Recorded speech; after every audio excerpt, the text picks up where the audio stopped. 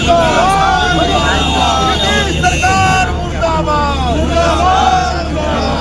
सरकार मुर्दाबाद।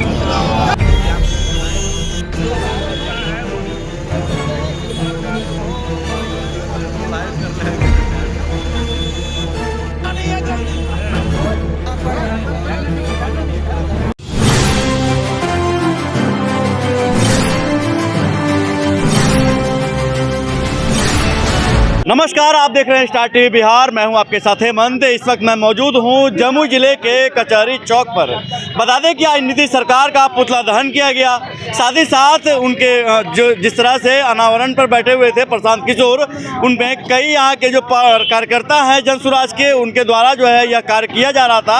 हालांकि बता दें कि लगातार बीपीएससी छात्रों के साथ जिस तरह से बर्बरता की जा रही है और साथ ही साथ जनसुराज के मुखिया प्रशांत किशोर के साथ बर्बरता के साथ उनको कोर्ट में पेश किया गया, लेकिन उसके बाद उस कोर्ट में ने भी उनको बाइज्जत रिहा कर दिया गया। उन तमाम चीज़ों को लेकर आज इस यहाँ पर नीतीश सरकार का पुतला दहन किया गया है। साथ ही साथ हमारे साथ संजीव जी हैं जो जनसुराज के उपाध्यक्ष हैं और कई जो राजनेता भी हमारे साथ मौजूद हैं। साथ ही साथ जनसुराज के कार्यकर्ता भी हैं। उनसे हम जानने का प्रयास करेंगे कि आखिर आज का जो कार्यक्रम है, यह जो पुतला दहन है, क्या कारण रहा आज?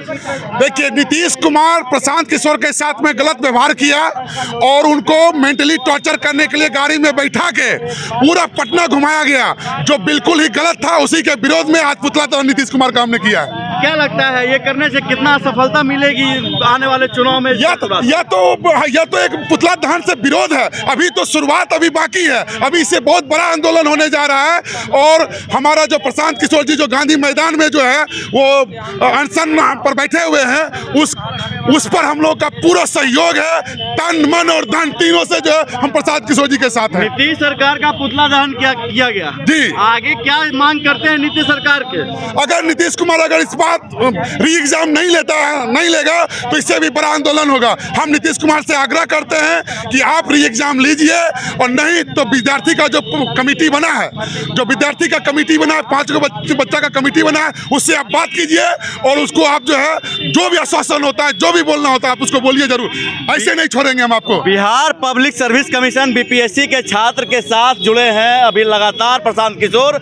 उनके साथ जिस तरह से बर्बरता की गई है, हमारे साथ कई वरिष्ठ लोग हैं जो राजनीति में काफ़ी जो है अपना मनोबल रखे हैं शुरू से, काफ़ी इसमें एक्सपीरियंस भी है इनके साथ। तो इनसे हम जानने का प्रयास करेंगे। जमादार जी, कई ज़्यादा आपको एक्सपीरियंस भी है इस क्षेत्र में, मुखिया भी हैं आप। क्या लगता है जिस तरह से बर्बरता की गई और आज पुतला दहन हो रहा है नीतीश सरकार का, क्या कहेंगे इसको लेकर? देखिए, जब आज़ादी की लड़ाई लड़ी जा रही थी तो गांधी जी ने सत्याग्रह पद यात्रा की शुरुआत कहाँ से की थी? बिहार से। बिहार से उन्होंने चंपारण में सत्याग्रह शुरू किया था अंग्रेजों के खिलाफ। और ये बिहार लोकतंत्र की जननी है।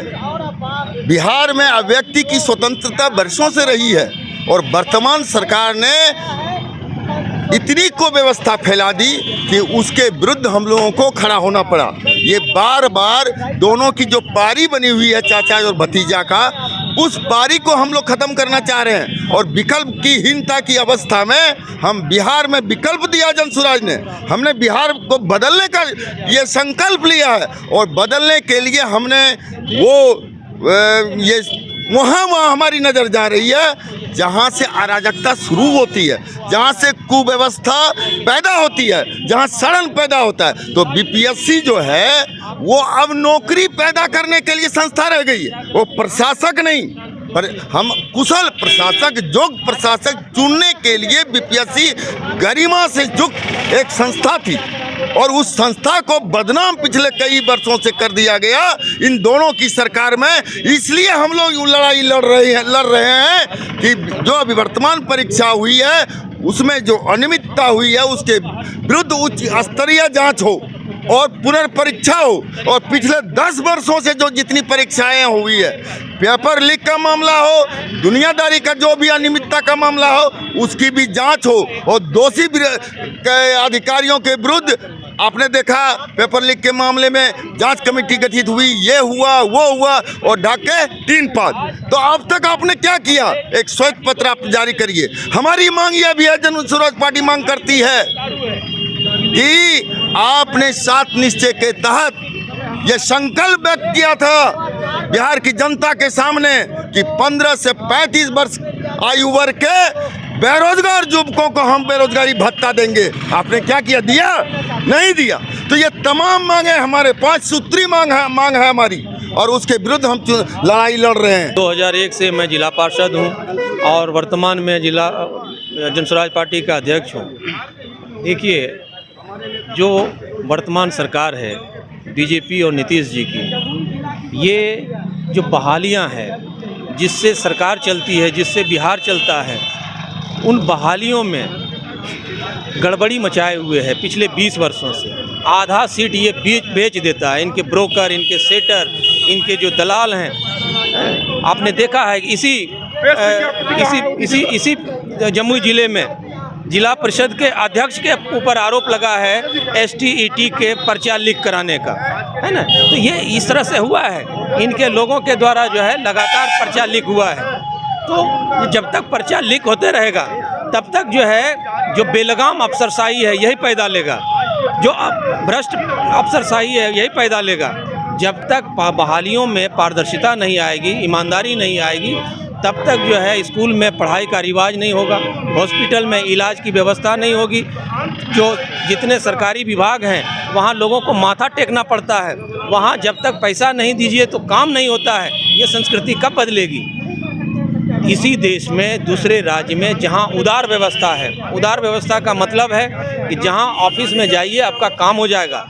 आपको चाहे छोटा दुकान चलाना हो उसके लिए रजिस्ट्रेशन लेना हो, या कोई बड़ा उद्योग लगाना हो इसके लिए आपको जो है लाइसेंस लेना हो, उदार तरीके से वहाँ जो है हो जाता है। सरकारें वहाँ की जो ब्यूरोक्रेसी है वहाँ उसके लिए उन्हें मदद करती है, इसलिए वहाँ फैक्ट्रियाँ लगी है, वहाँ जो है अच्छे स्कूल चल रहे हैं। आज 1 दिवसीय धरना किया गया, नीतीश सरकार का पुतला दहन किया गया, हवन किया गया उनके स्वास्थ्य को लेकर, प्रशांत के स्वास्थ्य को लेकर।